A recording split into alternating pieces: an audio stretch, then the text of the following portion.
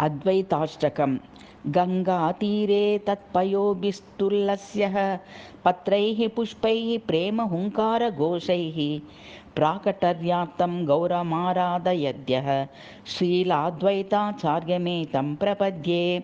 यद्युङ्करैः प्रेमसिन्धोर्विकारैराकृष्टः सन् गौरगोलोकनाथः आविर्भूतः श्रीनवद्वीपमध्ये। श्रीलाद्वैताचार्यमेतं प्रपद्ये।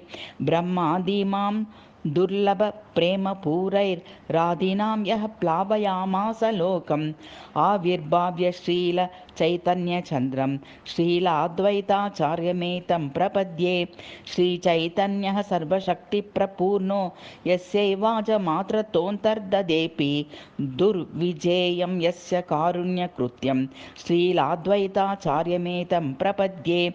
सृष्टिस्थित्यन्तं विधातुं प्रवृत्त यस्यं संसः ब्रह्म विश्वस्वराख्याः येनाभिन्नं तं महाविष्णुरूपं श्रीलाद्वैताचार्यमेतं प्रपद्ये।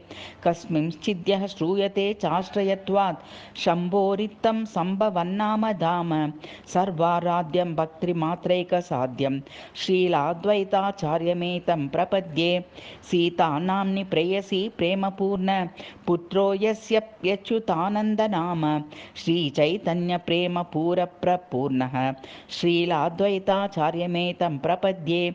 नित्यानन्दद्वैततोऽद्वैतनाम भक्ताख्यानद्यः सदाचार्यनाम शश्वच्चेतसाजरदौरधाम श्रीलाद्वैताचार्यमेतं प्रपद्ये।